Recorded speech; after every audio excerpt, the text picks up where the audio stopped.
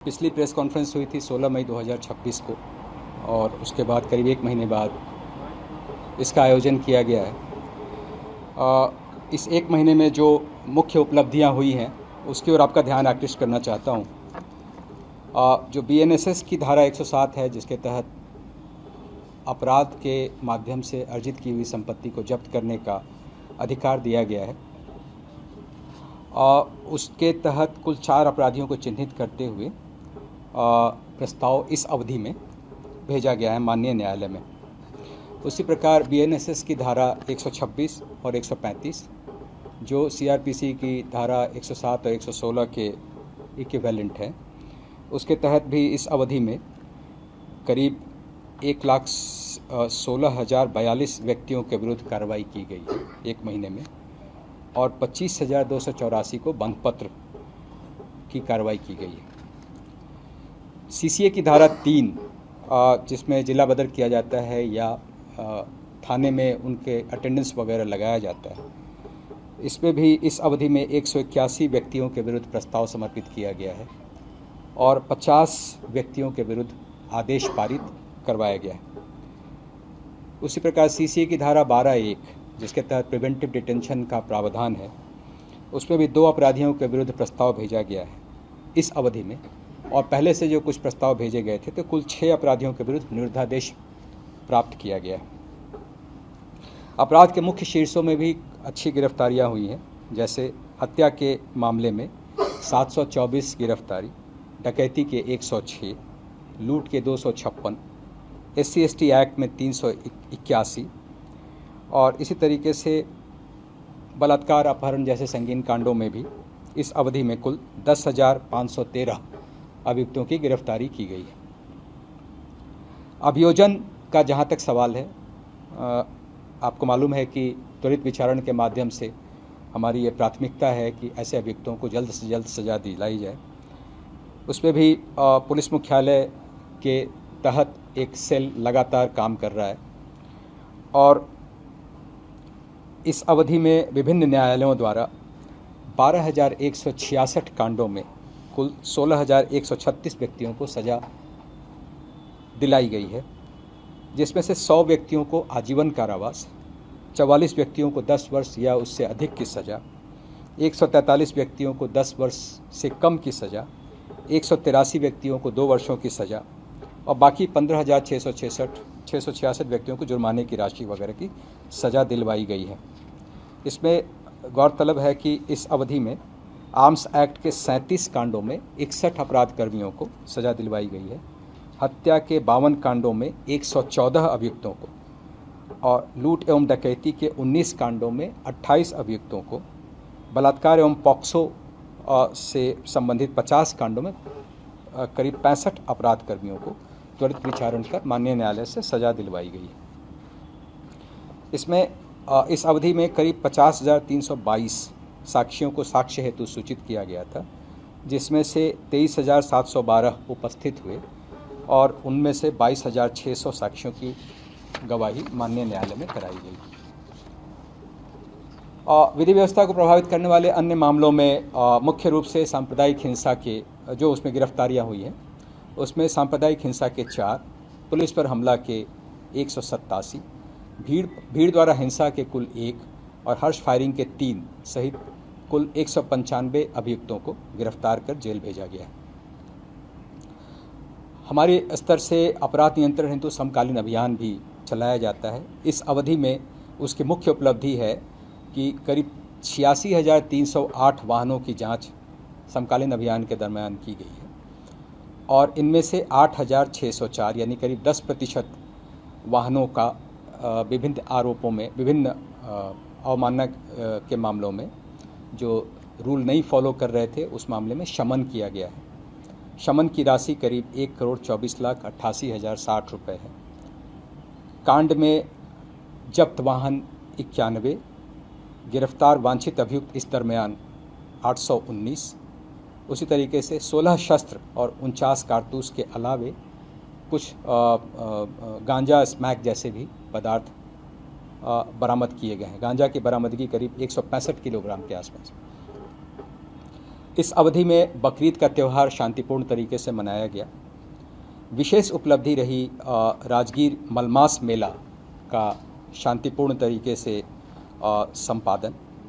इस मलमास मेले में करीब 3 करोड़ 82 लाख श्रद्धालुओं का या पर्यटकों का राजगीर मलमास मेला में आगमन हुआ और इसमें बिहार राज्य के अतिरिक्त महाराष्ट्र, छत्तीसगढ़, हरियाणा, उत्तर प्रदेश, राजस्थान, झारखंड, मध्य प्रदेश, उड़ीसा, पश्चिम बंगाल, असम, सिक्किम और गुजरात के साथ साथ नेपाल से भी काफ़ी संख्या में श्रद्धालु आए।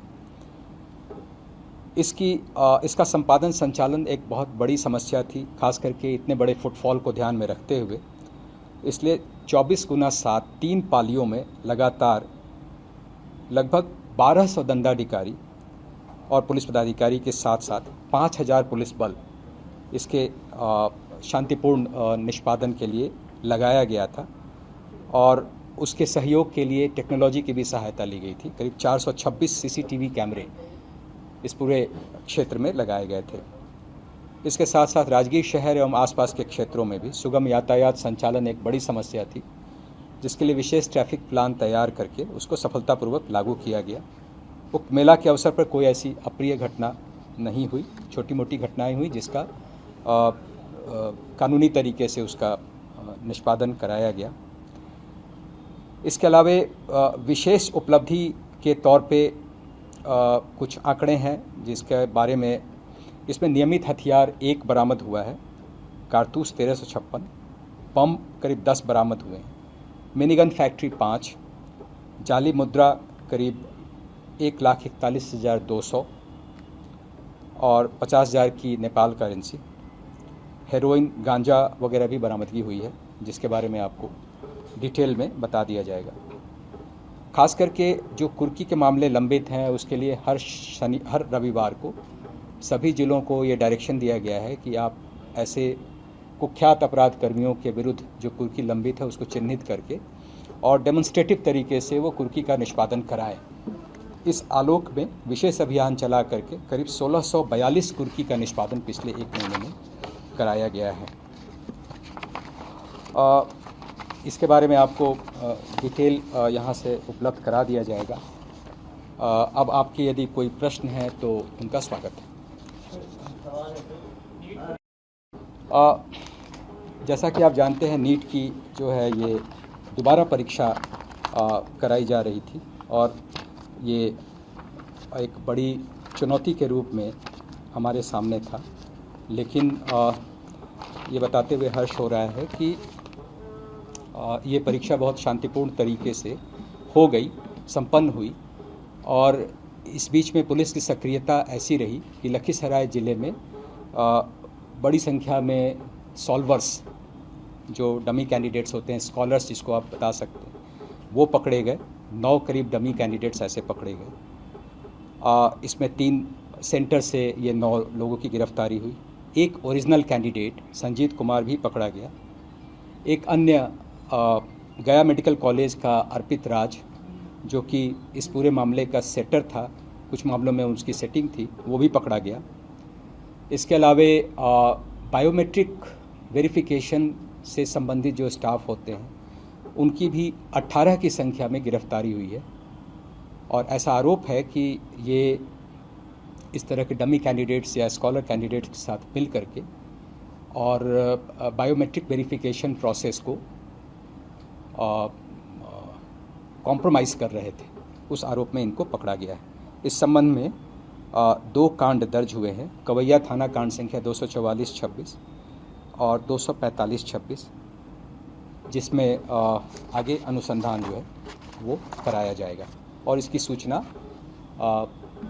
सभी संबंधित पदाधिकारियों को इंक्लूडिंग नीट कराने वाले एनटीए ऑर्गेनाइजेशन को भी दे दी गई है। सेंटर के लोगों की भी मिली भगत थी सर?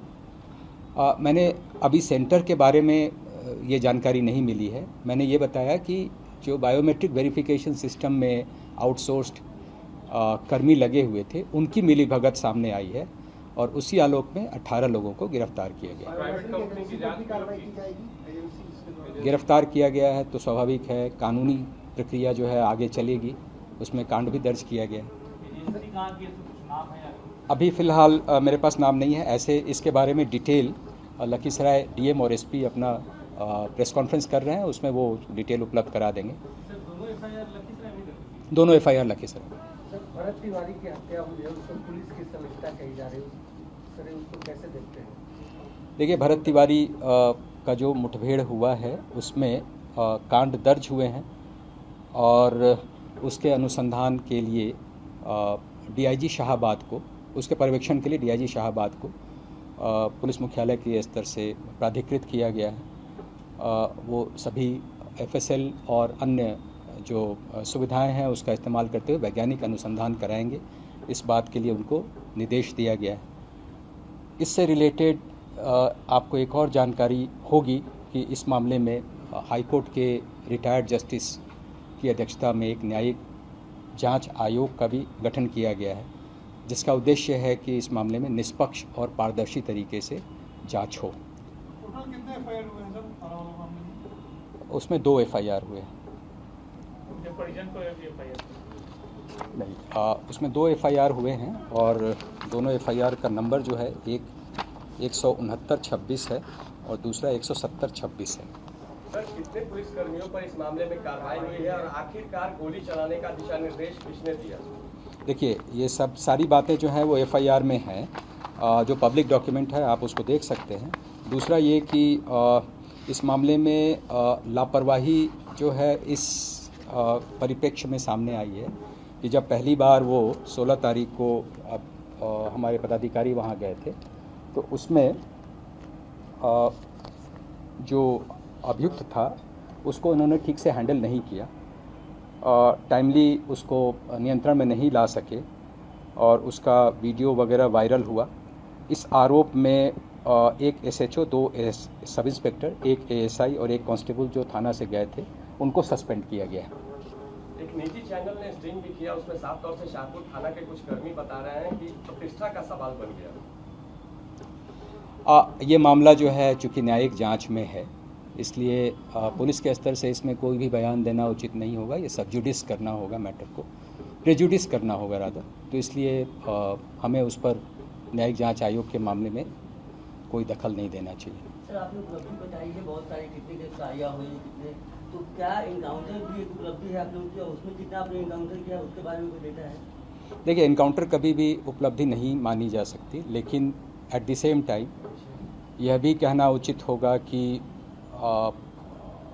जहाँ भी हमारी अपनी जान को खतरा होगा वहाँ सेल्फ डिफेंस में पुलिस जो है वो आत्मरक्षार्थ गोली चलाती है और इस क्रम में यदि सामने वाला अभियुक्त को गोली लगती है तो वो कानून के तहत एक एक्सेप्शन है, उसमें हमें आत्मरक्षार्थ गोली चलाने का अधिकार दिया गया है। वीडियो में दिख रहा है सर कि सरेंडर करने के बाद मैं पूरी घटना पुनः आसपास के लोग मैं इस बारे में यही कहना चाहूँगा कि न्यायिक जांच आयोग के तहत ये मामला है और उसमें हमारे स्तर से कोई भी बयान देना उचित नहीं होगा। डीआईजी शाहाबाद इस कांड के अनुसंधान के लिए प्राधिकृत किए गए हैं, हमें उसका इंतजार करना चाहिए। सर मशहूर एक्टर पंकज त्रिपाठी के भाई पर हमला हुआ है, पटना एडमिट कराया गया है, क्या है पूरा? वो ज़मीन विवाद का मामला है और कुल्हाड़ी से उन पर वार हुआ और जो इसमें शामिल अभियुक्त था उसको गिरफ्तार भी कर लिया गया। क्या परिवार के लोग हैं जो पारिवारिक विवाद बताते हैं? बताया जा रहा है, अभी उसकी डिटेल आनी बाकी है, लेकिन जो अभियुक्त इसमें शामिल था उसको गिरफ्तार कर लिया गया है, कुल्हाड़ी भी बरामद कर ली गई है। बेगूसराय, पटना और नूरसराय इन तमाम जगहों पर महिलाओं के साथ हत्या हुई है, उस मामले में क्या कार्रवाई है? देखिए, इसमें कुछ ऐसी घटनाएं 2-3 हुई हैं जो सामूहिक दुष्कर्म से संबंधित है। उसमें तत्परतापूर्वक सभी अभियुक्तों को, ऑलमोस्ट सभी अभियुक्तों को गिरफ्तार कर लिया गया है।